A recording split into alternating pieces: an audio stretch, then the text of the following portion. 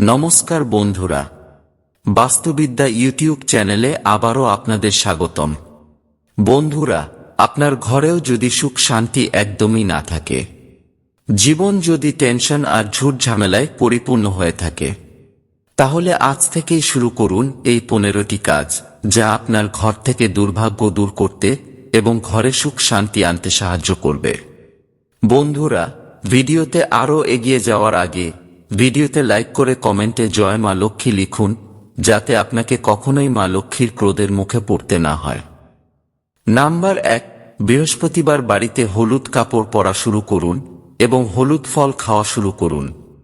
আবার বুধবার সবুজ বস্ত্র পরতে হবে এবং হলুদ বস্ত্র থেকে দূরত্ব বজায় রাখতে হবে। এমনটা করলে ঘরে সুখ শান্তি ও সমৃদ্ধি আসে এবং সমস্ত সমস্যা দূর হয়। বন্ধুরা, সবচেয়ে গুরুত্বপূর্ণ কথা হলো, রাতে ঘুমানোর আগে রান্নাঘরে এক পাত্র জল অবশ্যই রাখতে হবে। এমনটা করলে ঋণ থেকে দ্রুত মুক্তি পাওয়া যায়। আপনি যদি বাথরুমে এক বালতি জলও ভর্তি করে রাখেন, তবে জীবনে উন্নতির পথে কোনো বাধা থাকবে না এবং ঘরে সুখ আসতে শুরু করবে। নাম্বার 2, সকাল 6টা থেকে সকাল 8টার মধ্যে মাটিতে আসন বিছিয়ে পূর্ব বা উত্তর দিকে মুখ করে পূজা করা উচিত। শাস্ত্রে পাট বা কুশের আসন সবচেয়ে উত্তম বলা হয়েছে। নাম্বার 3, কর্পূর আপনার বাড়িতে সমস্যা দূর করতে সাহায্য করতে পারে। রাতে ঘুমানোর আগে একটি পিতলের পাত্রে খাঁটি ঘিতে ডুবিয়ে কর্পূর জ্বালান। এরপর এর ধোঁয়া পুরো ঘরে ছড়িয়ে দিন। এতে করে ঘরের সমস্ত ঝামেলা দূর হয় এবং ঘরে শান্তি আসে। নাম্বার 4, সনাতন হিন্দু শাস্ত্রে নীলাঞ্জন শ্রী শনিদেবকে কর্ম ও কর্মফলের দেবতা হিসেবে মানা হয়। তাই শনিবারে কালো রঙের যে কোনো বস্তু দান করা খুব শুভ। এছাড়া মানা হয় শনিবার অশ্বত্থ গাছে শনিদেবের বাস। তাই প্রতি শনিবার নিয়ম করে অশ্বত্থ গাছের তলায় সর্ষের তেলের প্রদীপ জ্বালালে কর্মক্ষেত্রে সব বাধা কেটে যায়। নাম্বার 5, আর্থিক দিকে উন্নতি করতে চাইলে বাড়িতে পঞ্চমুখী হনুমানজির মূর্তি বা ছবি রাখুন। তাহলে আপনার বাড়িতে ইতিবাচক শক্তি প্রবেশ করবে এবং আর্থিক অবস্থা আরও মজবুত হবে।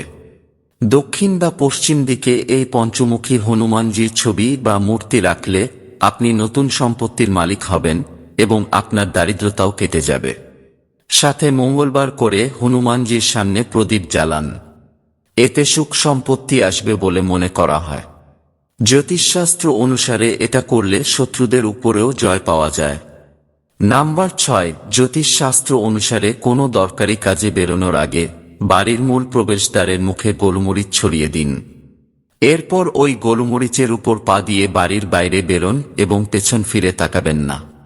এর ফলে আপনার কাজে আর কোনো বাধা আসবে না বলে মনে করা হয়। নাম্বার 7, জ্যোতিষশাস্ত্রে সূর্যের স্থান সবার উপরে। এমনকি সূর্যকে ভাগ্য নির্ণায়কও বলা হয়ে থাকে। তাই প্রতিদিন সকালে স্নান করে সূর্যকে অর্ঘ্য প্রদান করলে তা জীবনে অত্যন্ত শুভ ফল দেয়। জলের সঙ্গে লাল আবির ও অখণ্ড আতপ চাল মিশিয়ে অর্ঘ্য দিলে কেটে যায় জীবনের সব বাধা। নাম্বার 8, বেশিরভাগ লোক তাদের শোবার ঘরে জুতা নিয়ে যায়। তবে বাস্তুশাস্ত্র অনুসারে জুতা ও চপ্পল সবসময় বাড়ির বাইরেই রাখা উচিত। জুতা ও চপ্পল সবসময় ঘরের বাইরে নির্দিষ্ট জায়গায় সঠিকভাবে রাখতে হবে। এটি করলে ঘরে পজিটিভ এনার্জি প্রবেশ করে। নাম্বার 9, কর্মক্ষেত্রে সমস্যা হোক কিংবা চাকরি পেতে বাধা, সব সমস্যার সমাধান করে বেসনের লাড্ডু। উন্নতি আর সাফল্যের জন্য গুরুর আশীর্বাদ খুব প্রয়োজনীয়। তাই গুরুর দিন অর্থাৎ বৃহস্পতিবার নিয়মিত বেসনের লাড্ডু, ছোলার ডাল আর হলুদ রঙের বস্ত্র দান করলে এবং পুজোয় বেসনের লাড্ডু নিবেদন করে পরে তা প্রসাদ হিসেবে গ্রহণ করলে কেটে যায় টাকা সংক্রান্ত সব বাধা। নাম্বার 10, বাড়ির প্রধান দরজার সামনে কখনো ভারী বা বড় কিছু রাখতে নেই, যেমন পাথরের চাই বা মাটির ঢিবি জাতীয় কিছু। এতে বাড়িতে উন্নতি আসতে বাধা পায়। বাড়ির আশেপাশে কোথাও কোনোভাবে নোংরা জল জমতে দেওয়া যাবে না। এর ফলে বাড়িতে দারিদ্র্য দ্রুত প্রবেশ করে। এরকম অবস্থা থাকলে খুব তাড়াতাড়ি পরিষ্কার করে ফেলুন। নাম্বার 11, যদি কোনো ব্যক্তির জন্মছকে রবি ও শুক্র খুব কাছাকাছি বা একইভাবে অবস্থান করে, তাহলে দারিদ্র্য যোগ সৃষ্টি হয়। আবার লগ্নের দশমে, রবির একাদশে, চন্দ্রের অষ্টমে কোনো গ্রহ না থাকলেও এই যোগ সৃষ্টি হয়ে থাকে। এই দারিদ্র যোগ যদি কোনো ব্যক্তির জন্মছকে থাকে, তাহলে তার সমগ্র জীবনে অত্যন্ত যন্ত্রণা ভোগ করতে হয়। অভাব অনটন প্রায় সময়েই জাতককে তাড়িয়ে বেড়ায়। এই যোগ থাকলে কখনোই সহজে আর্থিক উন্নতি হবে না। এর থেকে মুক্তি পেতে একটি তামার পয়সা নিয়ে তা যে কোনো প্রবাহিত জলে ভাসিয়ে দিতে হবে। ভাসিয়ে দেওয়ার পর আর পিছনে ঘুরে দেখা যাবে না। এছাড়াও মা মাতঙ্গী দেবীর পুজো করলে এই দারিদ্র যোগ থেকে অনেকটা মুক্তি পাওয়া যায়। এছাড়া চুনি ধারণ করতে পারেন, তবে বয়স অনুযায়ী বা শারীরিক ওজন অনুযায়ী তা সঠিক মাপের হওয়া চাই। চাইলে কোনো জ্যোতিষীকে দেখিয়ে তারপর চুনি ধারণ করতে পারেন। নাম্বার 12, গরুড় পুরাণ অনুযায়ী যে ঘরে পরিষ্কার পরিচ্ছন্নতা থাকে না, সেখানে মা লক্ষ্মী বাস করেন না। তাই ঘর পরিষ্কার রাখা অত্যন্ত জরুরি। আবার রাতে শুতে যাওয়ার আগে রান্নাঘর ভালোভাবে পরিষ্কার করা উচিত। রান্নাঘরে এঁটো বাসন পড়ে থাকলে মা লক্ষ্মী ক্ষুব্ধ হন। এছাড়াও গরুড় পুরাণ অনুযায়ী রাগী ব্যক্তি জীবনে কখনো সুখী হয় না। যারা কথায় কথায় চেঁচামেচি করে, স্ত্রী সন্তানের উপর রাগ করে, তাদের পরিবারের সবসময় দারিদ্র থাকে। নাম্বার 13, গরুড় পুরাণে দারিদ্র দূরীকরণের মন্ত্রের উল্লেখ পাওয়া যায়। এই মন্ত্র জপ করলে আর্থিক অনটন দূর হয় এবং ব্যক্তির জীবন ধনধান্য ভরে যায়। এই মন্ত্রটি হল ওম জুম সোয়াহা।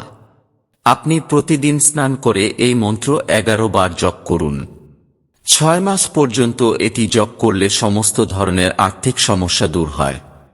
নাম্বার 14, দোকান বা অফিসের বৈদ্যুতিন উপকরণ, ইনভার্টার, সুইচ বোর্ড, মিটার ইত্যাদি আগ্নেয়কোণ অর্থাৎ দক্ষিণ পূর্ব দিকে রাখবেন। জ্যোতিষে বৈদ্যুতিন উপকরণের পৃথক গুরুত্ব রয়েছে। একে লক্ষ্মীর স্বরূপ মনে করা হয়। এ কারণে আগ্নেয়কোণে বৈদ্যুতিন উপকরণ রাখলে লাভ বৃদ্ধি পায়।